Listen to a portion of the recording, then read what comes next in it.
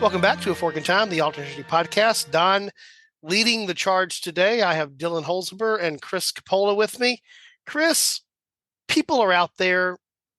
What would you like to say to the good people, Chris? Hi to the good people. Now it's officially a Fork in Time episode. And Dylan, good to have you here today. Thanks for joining. We just got, I'll just, a little behind the scenes look here. We just got through recording another episode with a different group. So I'm still seeing the same Dylan. Chris wasn't part of that, but we're going to change the topic here. Every once in a while, we like to do something. The term that I like to describe it, because I don't think it becomes a negative term or term with a negative connotation. I like us occasionally do things that are whimsical because, we do a lot of serious stuff. We kill presidents. We do that very well. By the way, presidents that are already dead. Again, for the Secret Service or anybody else that's listening, what we do really well is kill already dead presidents. Or sometimes we bring them back to life and that changes things. But a lot of what we talk about are we try to have fun when we do it, but pretty serious historical things. And so every once in a while, we like to come along and do an episode that I just think is a whimsical episode, that it's an interesting what if, and it's not serious. It's not there, but sometimes it has implications. And so this was actually suggested by Helena Nash, one of our faithful listeners and one of our faithful participants in the Discord. So this one's also for you, Helena, because it was also your suggestion for the live stream episode that did not get chosen. And it is the one thing that was suggested there that definitely falls on the side of whimsy, especially compared to the other ones that were there. So we're trying to knock those out because we feel a little bit of an obligation to do so. So where we're going to go today is the late 1960s in America. It's television. Now, in my case, I saw these in the early 70s once they were in syndication as a very young kid. But here's where I'm going to go. Da da da da da da da da da da da da da. Batman, right? Yeah. And we're talking about the version of Batman here that is the Adam West playing Batman version. And I think the word that is most commonly used, Dylan, if you can think of a better one, I'd appreciate it. But I think the term that most often is used is campy, probably the most frequently used word to describe the format of this particular, I was about to call it a drama. It ain't drama. This particular television show is a campy comic adaptation. Is that a fair way to describe it? Yeah, that's a good 5-letter word for it. Okay. And so for those of you that have never seen it, I'm sure it's out there somewhere. You can stream it somewhere. You can, it's probably on YouTube somewhere. But this version of Batman is, again, campy what's there. Adam Ward plays Batman. I'm trying to remember now who plays Robin. It's somebody. Burt Ward. Burt Ward, thank you. So it's not Adam Ward, it's Adam West. Adam West and Burt Ward. There you go. That's why I was messing myself up. And this is the way that I would describe that version of Batman to somebody who never saw it. Is men that old should not wear tights that tight. That's the first thing that I want to say to them. But the second thing is, what I do recall distinctly is an episode where he has his utility belt. Because this version of Batman had his utility belt, not quite, the modern version, the visions of Batman that we've seen here of late. And there have been a lot of those, from Michael Keaton on through. Play the list that's there. I guess the latest been Robert Pattinson, but certainly the trilogy Batman Begins and the Dark Knight and the other ones that are there. But the Batman played by Adam West, not Adam Ward, by Adam West, is more of a utility belt side of it. Kind of a thing where there's things that clip on, and once he and Robin are out somehow like on surfboards or something, and there's sharks, and he needs shark repellent, and what he has on the back belt just happens to have, by the way, in a limited space bat belt, he happens to have shark repellent because that's what the plot needs. Mm-hmm. Chris, something? No. I don't know about you, but I mean, clearly everyone knows that a bat is most likely to come up against a shark in Mortal Kombat. Like, they're natural enemies. I don't know how many, National Geographic specials that you missed that would have told you this.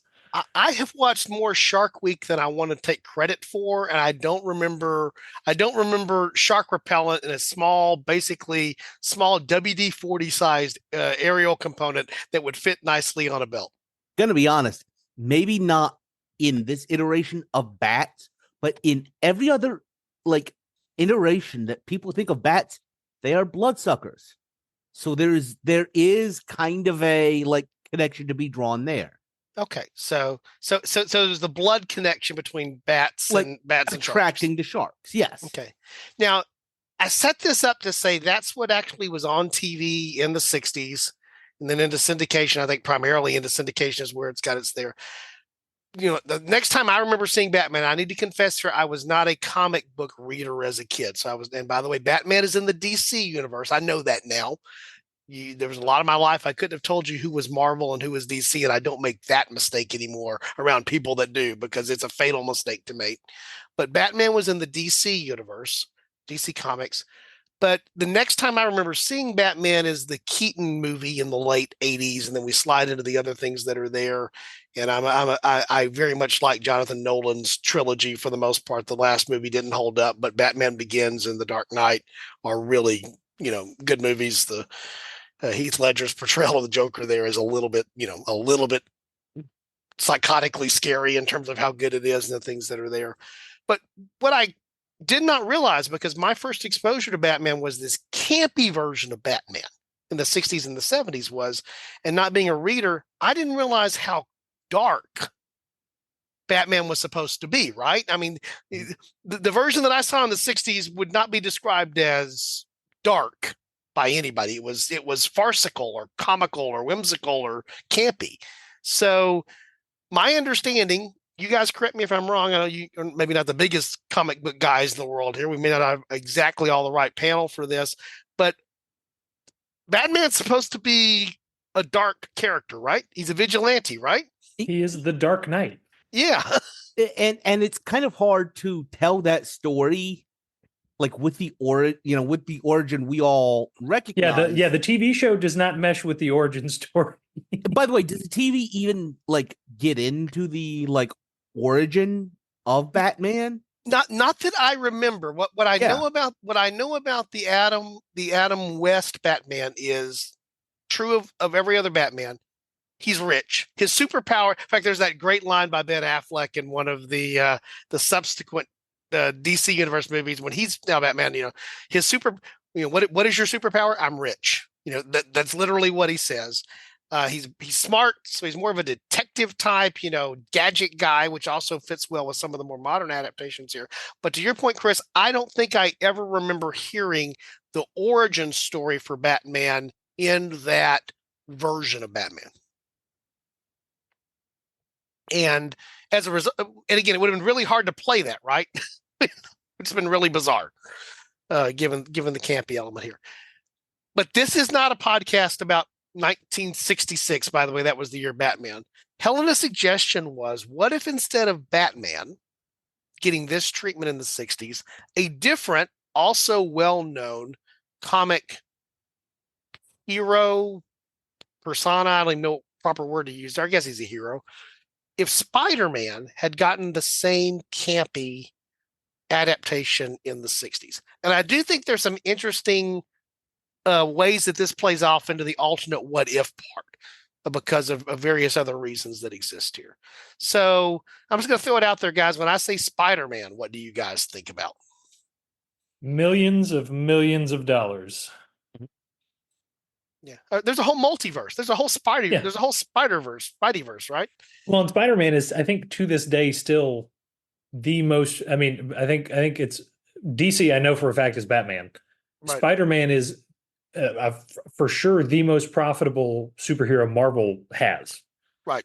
And I think Spider-Man, it may be more profitable than Batman now, depending on what all the merchandise calculations go into it. So, like, from a pure financial standpoint, you could literally say that when people think of superheroes, they should be thinking of Spider-Man, not Superman or Batman.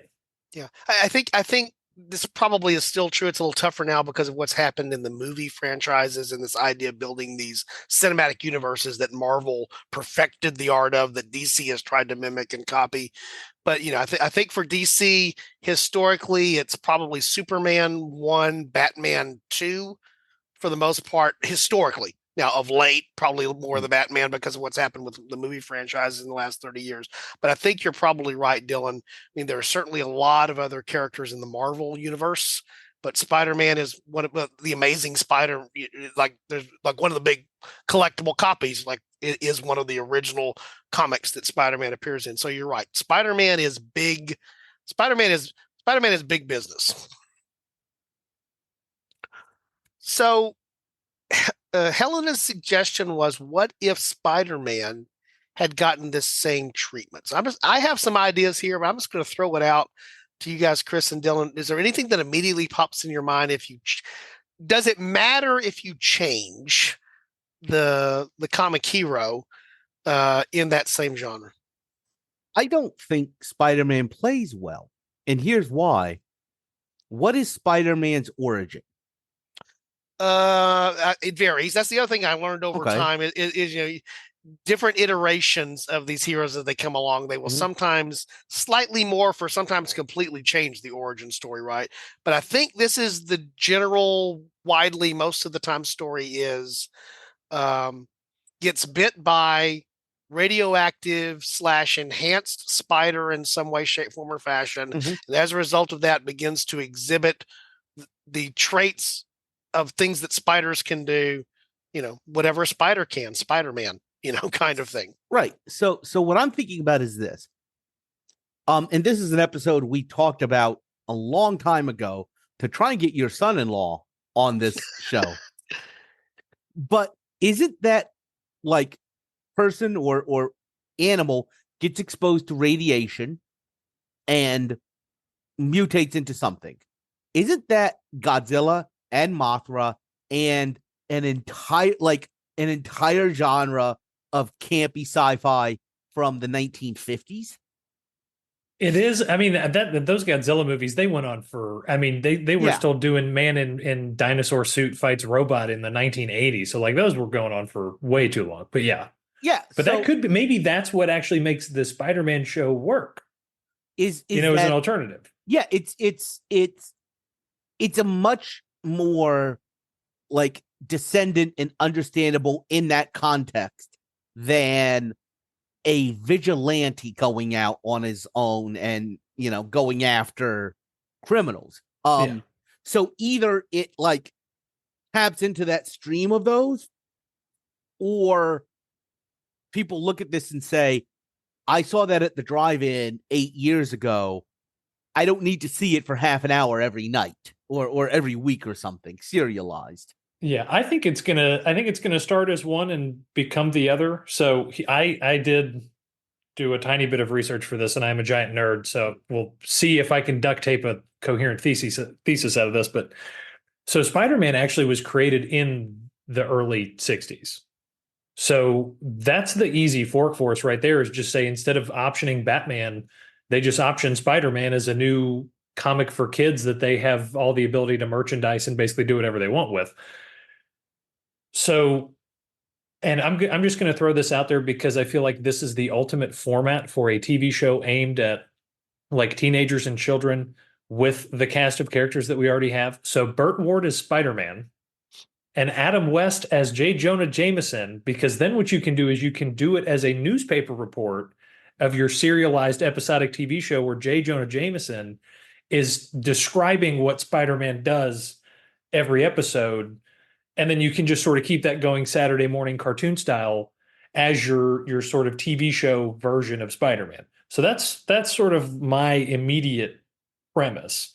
What that does long term, it's the 60s. It's going to last for some of the 60s. It's like, this is the same as Star Trek. We'll give it 3-4 seasons and then kill it off, because that's just how TV worked in the 60s. You couldn't have anything good for longer than 5 years. It was an unofficial rule. Unless you were Gunsmoke, and then you went on for way too long, right? Well, that's why I said anything good. Right.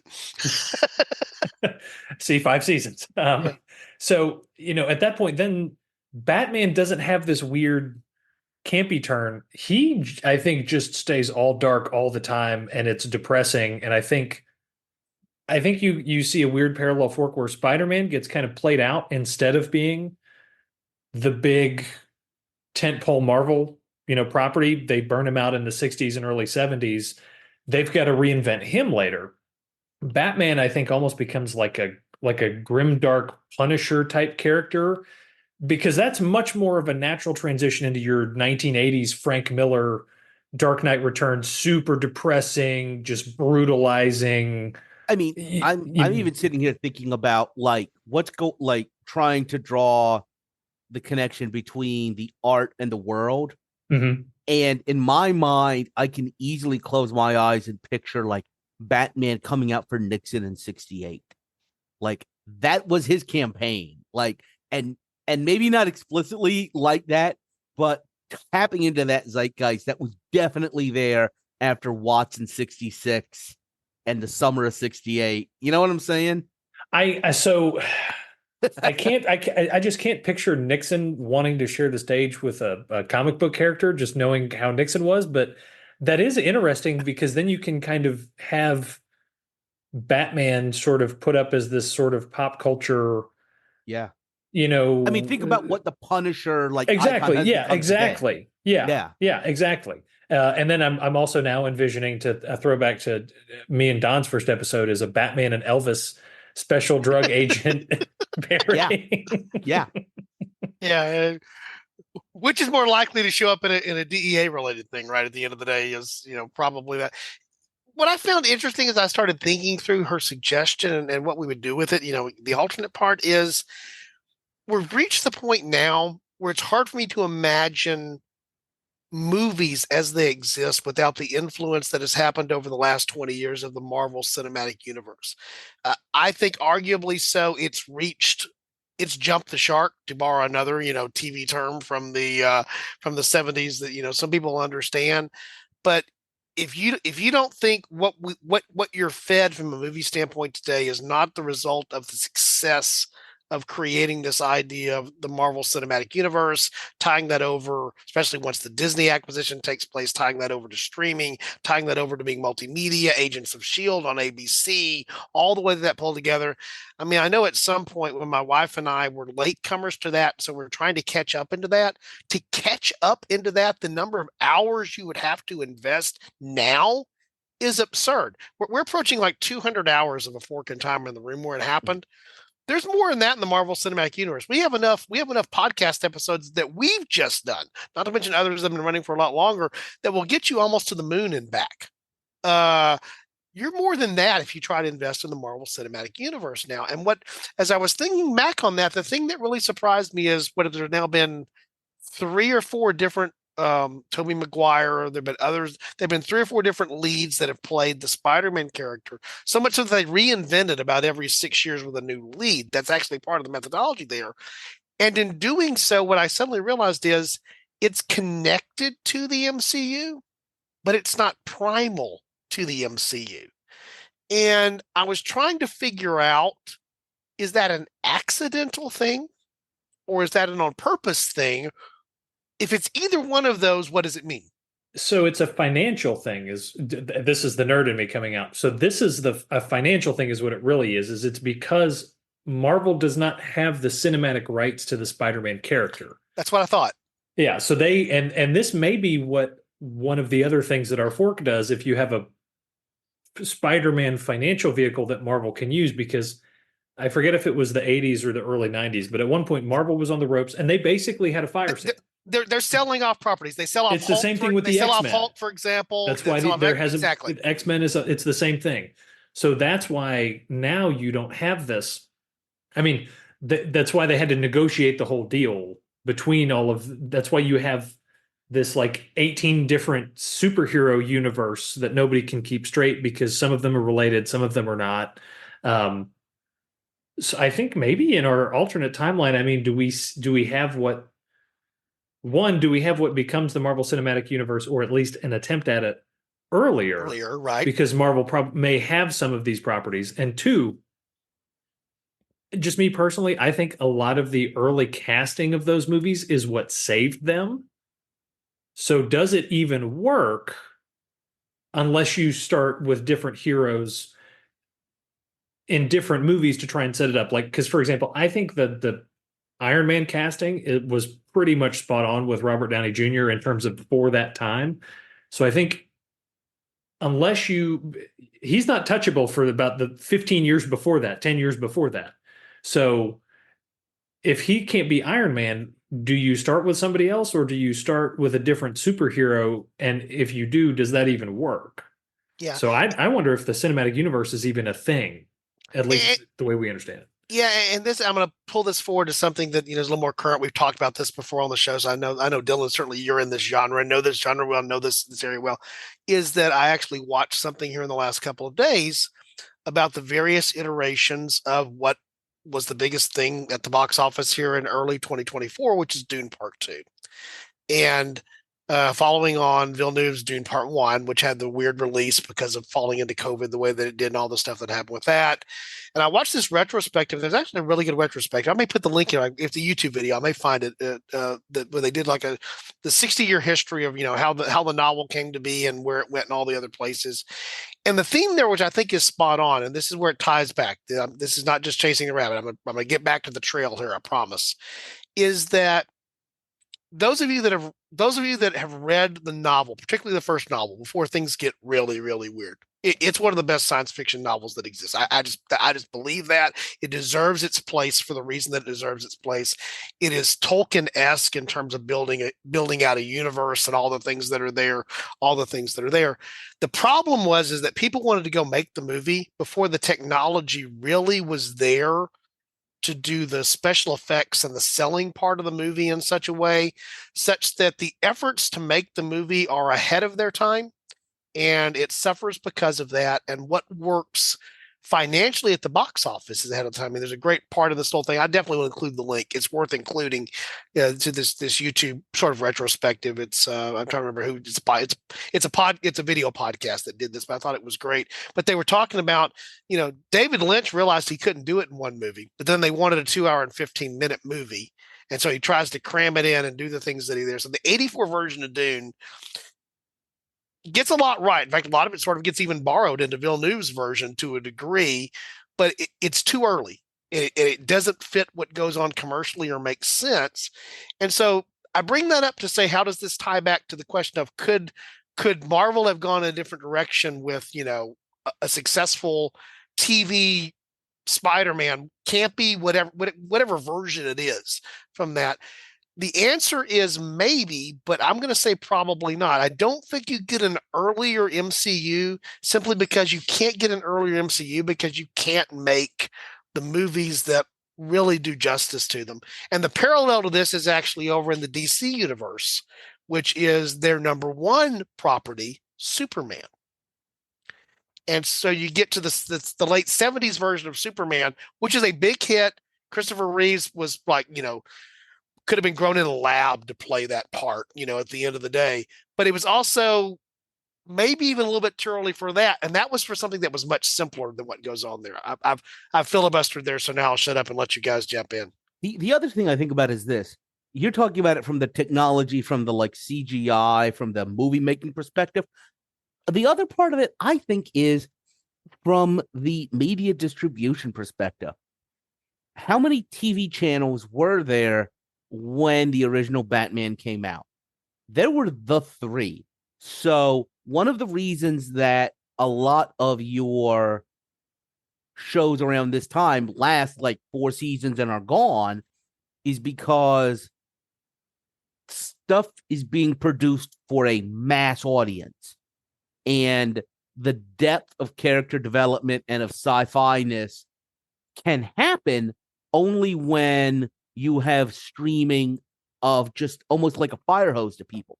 To talk about another, galaxy far, far away, maybe not a universe, I distinctively remember when you could sit down easily over like, hey, we're recording this on Memorial Day. You could sit down on a holiday or something and watch all of the Star Trek that there was. You could watch that entire canon. What does that look like today? Or even the Star Wars that existed up to a point, to go in the other direction. I misspoke. Yeah, but to your point, even all the Star Trek you could have done over a long weekend. Yeah. But then there's the next generation, and now there's Discovery, the things that flow off of that. No, And but I was more talking to Star Wars, where I mean, once Disney got a hold of it, there's multiple series coming out at every single time, and it's just impossible. yeah, I again where I found myself going as I was thinking through, how to give this topic justice for the suggestion is that, what's different? Well, okay, it's just a different superhero, right? Except that, to Dylan's point, these are very different. DC never went through, the best of my knowledge, the type of financial peril that Marvel did. Maybe some, but nowhere close to that. Probably partly because they kept all their properties together. They did have a successful Superman movie in the late 70s and the other things that were there. They turned around in the first of the Batman movies. I remember when it came out, the Keaton Batman was incredibly, generally well received, and was a box office success.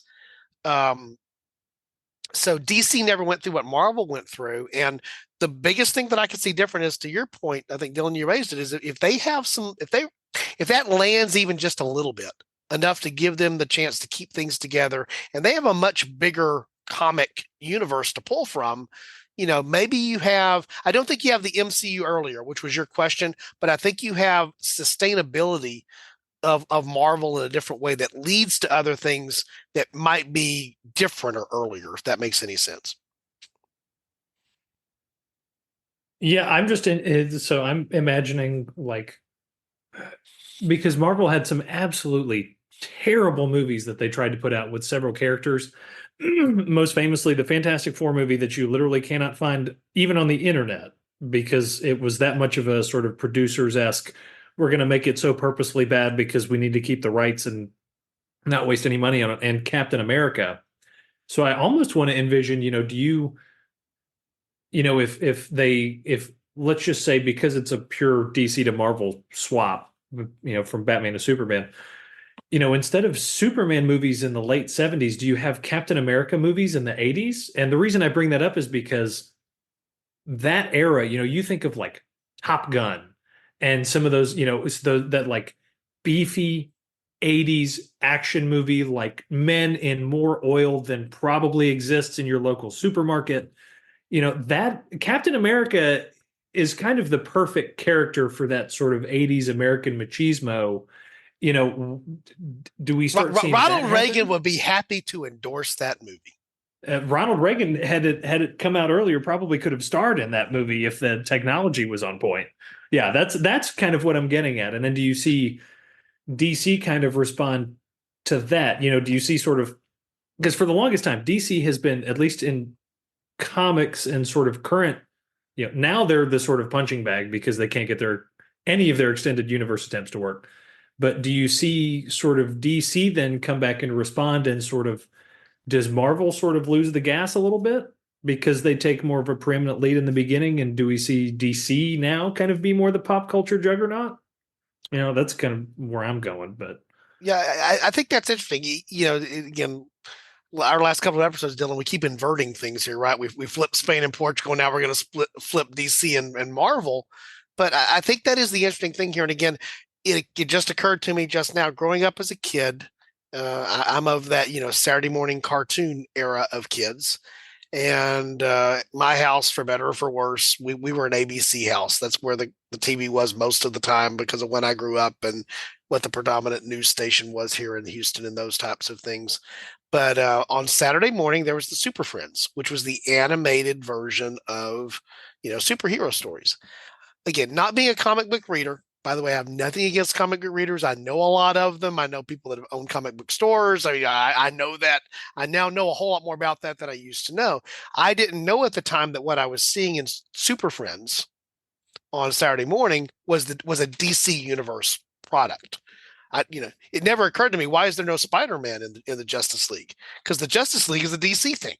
I didn't know that. I was a kid, kind of deal. Didn't know because I also didn't read the comics.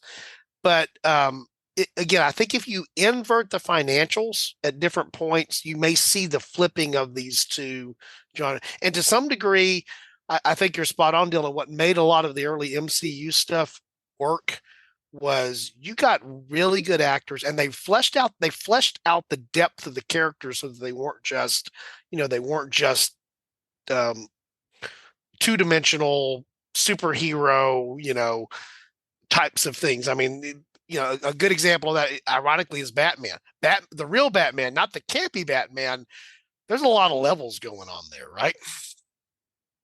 And I think what the MCU tapped into, by the time you get to an Iron Man, by the time you get to a Captain America, by the time you get to, some of the other, Black Widow, Hawkeye, these are not just, cookie cutter, surface level superheroes. Their backstories means that they have flaws and issues and demons they're fighting and all kinds of other stuff, which makes them, for the types of movies that we want to see now and we expect to see now, we want them to be deeper. Even comparing the Christopher Reeve Superman to Man of Steel, in the passing of time that goes on there, suddenly you got a very different take on Superman in terms of the Henry Cavill version of Superman versus the Christopher Reeve version of Superman. Well, that, and just to go back to the this was not the episode I expected to keep all about the finances, but apparently that's where it's going. One of the reasons why Marvel was able to do that is because the characters that they were trying to make this work with were the reject pile. Like, this is the stuff that they were trying to throw down the garbage disposal a couple years earlier because they couldn't sell it.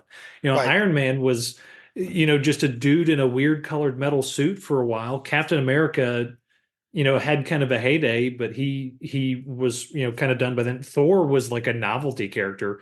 These guys were not the Avengers, if you were a Marvel Comics guy. Right. So, I have a list of like DC people here. So, like, imagine if the Justice League extended universe was like the Cheetah, Shazam, the Shaquille O'Neal one, just because why not? We're going here already. Right. Cyborg, and then like Courage the Wonder Dog or whatever. Like, that's the weird level that we're talking here. So, if Marvel's more on top, they may revert to just that sort of like two-dimensional pastiche of a superhero, like, punching the bad guy of the week, kind of whatever. And DC had the good run of comics in the 80s, like the Frank Miller Dark Knight Returns. Like, they had a lot of that gritty, sort of real interesting, visually creative, artistically creative, verbally creative stuff. So maybe you see Marvel as become kind of the sort of stereotypical, like, I hate to use this phrase, but kind of like the poppy sort of superhero genre, whereas DC, they're kind of the hipster, I made comics before comics were cool, so all of my characters are like from the 40s and sort of original. They have better writing. It's kind of like the HBO to cable comparison, I guess, is what I'm getting at. Yeah, I think that's interesting. Any thoughts, Chris? We might have plumbed this one for about all she's worth, Captain. I think so. I do find it really interesting that, like, two instances we made a comparison between these superhero movies and some pretty right-wing movements in the United States. Oh, yeah. And it really worked well. Well, so one of the things that I've been thinking about this whole time since we talked about Batman and Richard Nixon is the Watchmen graphic novel, yes, which is very much, a comic book send-up of like some 80s hard right dystopian stuff. If you know about Watchmen and sort of the setting, that is a universe you can very much imagine Batman letting Nixon play out. I think that the Watchmen might be an answer to that, in an answer to the, like, right-wing superheroes, in taking it the next level where it becomes it's a hyperbolic counter. Yeah. And I think, tying back to the original premise, I think you're right. We've just about, at least from our level of understanding, we've probably got we've got most of the toothpaste out of the tube here, from what we're able to do. But where I think it is interesting is that, again, I'm thinking particularly about me. I'm born in 1968, so I don't see that campy version of Batman in first run, really. I see it in syndication, showing up on my UHF channels when I'm a kid, and seeing it there and seeing it every day. I mean, every day. It's in that it's in that Star Trek, first syndication type of vein of. I've seen that episode because there's only 79 to choose from, kind of thing as you're going through it over and over again. But then when the Michael Keaton version of Batman comes out, which is in the late 1980s, excuse me, I think that's 89 if I'm putting the right timeline together here. Again, not having read the comics, so I will confess that right up front, but at least I had familiarity with Batman because of the campy 60s TV version and because the Batman being part of the Super Friends animated thing on a Saturday morning. So it wasn't like, I wasn't surprised to see a Batmobile. I knew that Batman was rich. The types of things that went. I knew the commission. I knew what a bat signal was because of that. So there were things you didn't have to explain to me. There were twists that they were going to put on, but there were things you didn't have to explain to me because the campy shark repellent version of Batman existed that were there. For faithful readers, again, the SpiderMan was the particular premise that was suggested to us here. Faithful readers of the comics knew who SpiderMan was. And Spider-Man, I think, had existed in animated form probably when I was a kid. But I remember seeing the first Spider-Man movie, and I knew the backstory a little bit, but I didn't know who some of these villains were. I didn't know who the Green Goblin was. Who were the long-standing villains in that comic genre in such a way that it either was good or bad for me as an uninformed member of the public that they wanted, again, Dylan, back to your point, get my dollars out of. I wasn't going because I wonder how they're going to adapt the Green Goblin here. I wasn't going, how are they going to deal with this? It was newer and fresher to me than some of the DC properties were. And part of that was, for better or for worse, the campy 60s Batman at least set that up for what DC was doing by the time you get to the Keaton Batman. Does that make any sense? I know I wandered around there. Does that make any sense? It does. And there's something I'm thinking about, which is, we can sit here. I don't think any of us are really superhero people or really comic book people. And we're all familiar enough with the Batman franchise. We know that the Punisher franchise exists. We know that some of this darker Frank Miller stuff exists. My introduction to the Watchmen was the HBO series that came out. Is the fact that there was a child-friendly Batman part of what separates it from the other dark franchises? In that, let's be honest, your parents probably would have had a problem with you watching maybe the Michael Keaton, but certainly the Dark Knight on Saturday morning. I see. Absolutely.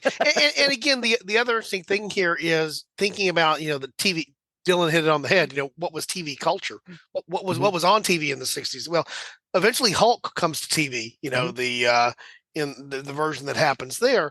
But what was acceptable for TV was the violence was going to be the kapow, kind of violence that was going to be what was allowed. There was a certain part of the Hulk's costume that never ripped for some reason.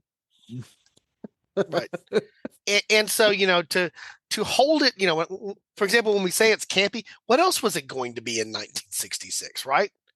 But it wasn't going to be a deep dark dive into this vigilante character whose parents were killed in front of his eyes. But that helped get it introduced and started off with a head start over all of the other darker superhero franchises.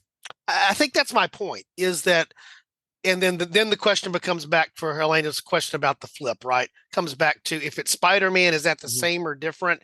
I would argue, I think maybe one of Dylan's first points, I think it's different just because of the character, who the character is. Here's this kid who's sort of, in the radiation exposed situation, he's figuring out that he can do these things and he can't control these things to some degree, but then it's cool when he learns how.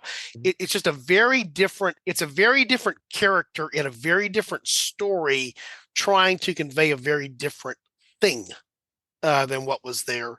And, the Batman of the 60s, the campy Batman, is, back when law and order wasn't thought of the way that, eventually what it becomes in terms of who the police are, the fact that the police commissioner has this really tight relationship with the really wealthy guy in town is okay. There's not something corrupt about that, right? It's okay. 10 years later, 20 years later, it's what's the deal here? There's corruption, right? And Gotham's a pretty corrupt, sort of nasty, amalgam of New York City, Philadelphia, pick all the worst things about any of those major, versus Metropolis, which is sort of the other flip side of that. I don't remember the episode where Commissioner Gordon had to send out the force to grease up poles because the Gotham football team may or may not have won a championship. So maybe we leave Philadelphia alone. Okay, fair enough.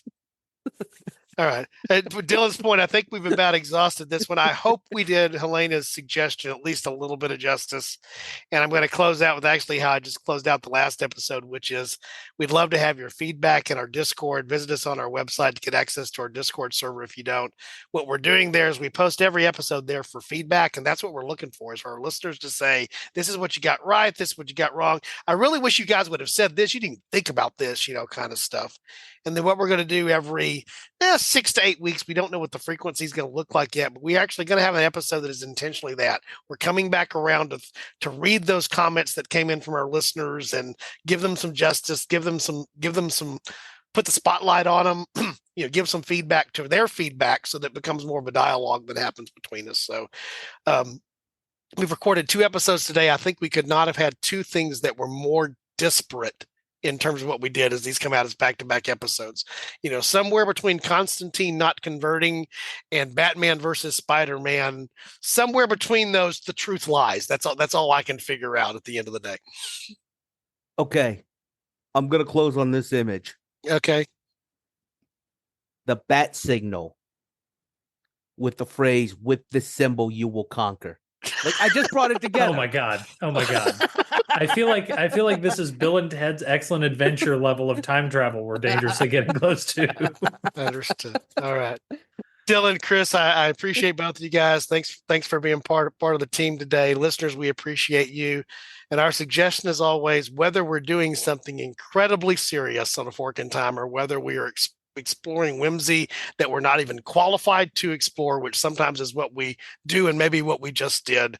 We just encourage you that if you see a fork in history, our suggestion is to take it. Thanks, guys.